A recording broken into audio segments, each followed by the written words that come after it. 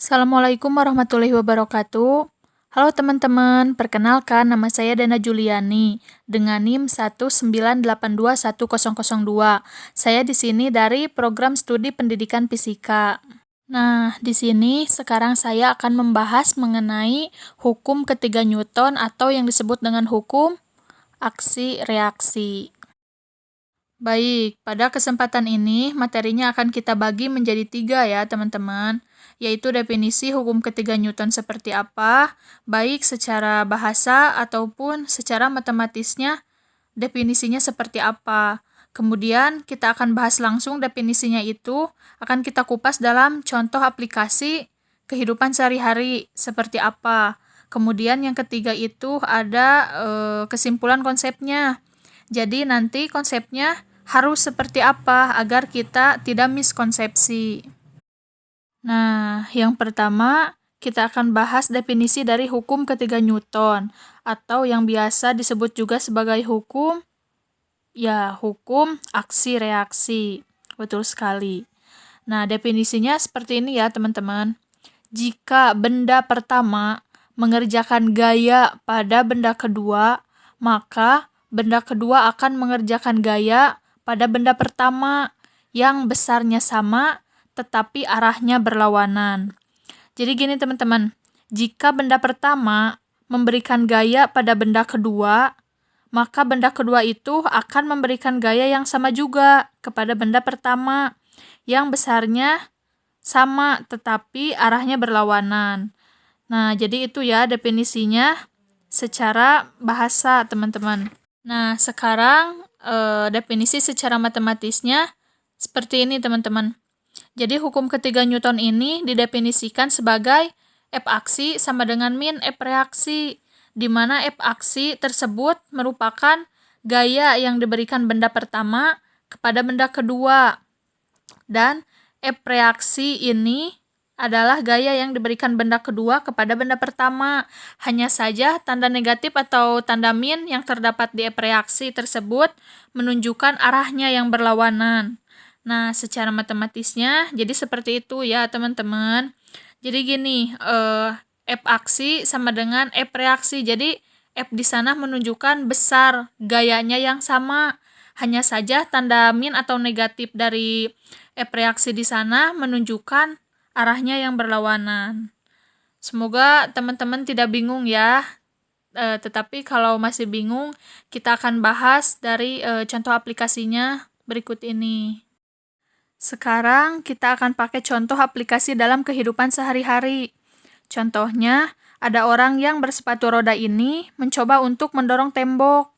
Nah, karena orang ini menggunakan sepatu roda, kemudian memberikan gaya kepada tembok atau mendorong tembok. Mendorong tembok di sini itu maknanya memberikan gaya kepada tembok ya, teman-teman. Jadi, orang ini memberikan gaya kepada tembok, kemudian apa yang terjadi jika seperti ini, teman-teman? Maka orangnya akan bergerak atau temboknya yang bergerak? Ya, betul. Yang akan bergerak pasti adalah orangnya. Karena orangnya memakai sepatu roda, maka temboknya akan tetap diam dan orangnya akan bergerak dengan berlawanan arah dengan gaya dorong yang diberikan kepada tembok. Jadi begitu ya ceritanya dalam kehidupan sehari-hari. Nah, kita ambil kembali definisi yang sudah ada, yaitu jika benda pertama mengerjakan gaya pada benda kedua, maka benda kedua akan mengerjakan gaya pada benda pertama yang besarnya sama tetapi arahnya berlawanan. Nah, benda pertama di sini yaitu kira-kira siapa? Benda pertama pada kasus ini adalah orang yang bersepatu roda. Jadi, orang yang bersepatu roda ini mengerjakan gaya pada benda kedua. Berarti benda keduanya adalah tembok. Sekarang bahasanya kita ubah ya. Maka jika benda pertama kita ubah menjadi orang yang bersepatu roda. Jika orang yang bersepatu roda mengerjakan gaya pada tembok, maka tembok akan mengerjakan gaya pada orang yang bersepatu roda dengan besarnya yang sama tetapi arahnya yang berlawanan. Nah, maknanya jadi seperti ini teman-teman. Orang yang memberikan gaya aksi, yaitu mendorong tembok, yang disebut juga sebagai F aksi. Maka pada saat itu juga, pada saat gaya aksi muncul, otomatis akan muncul juga reaksinya. Tembok akan memberikan gaya balik yang besarnya sama, tetapi dengan arah yang berlawanan. Nah, akibat dari gaya reaksi inilah, orang itu menjadi bergerak mundur. Jadi begitu ya teman-teman definisi yang dikaitkan dengan contoh aplikasi pada kehidupan sehari-hari. Nah, sekarang kita ada pada bagian akhir, yaitu membahas tentang kesimpulan konsep. Jadi ada beberapa hal yang harus ditekankan pada hukum ketiga Newton.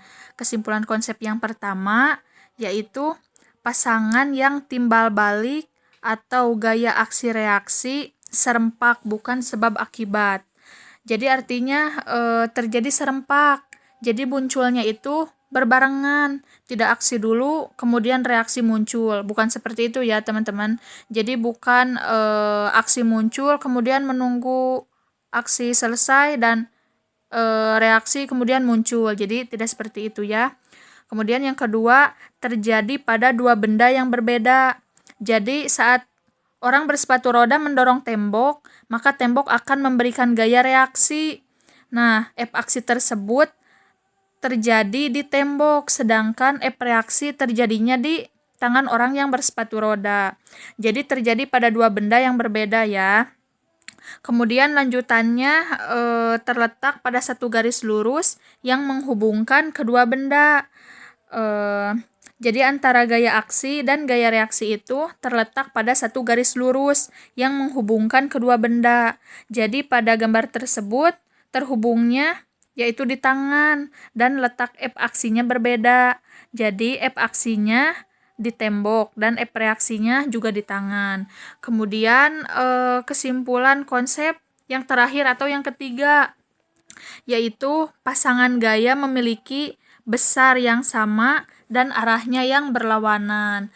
Jadi F aksi dan F reaksi, F besar di sana itu artinya yaitu gaya. Jadi gaya ke kanan dan gaya ke kiri yang atau gaya ke kiri itu sama.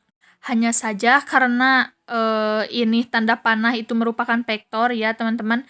Jadi F aksi yang ke kanan itu jadi tandanya positif dan F reaksi yang panahnya ke kiri yaitu adanya tanda min atau tanda negatif.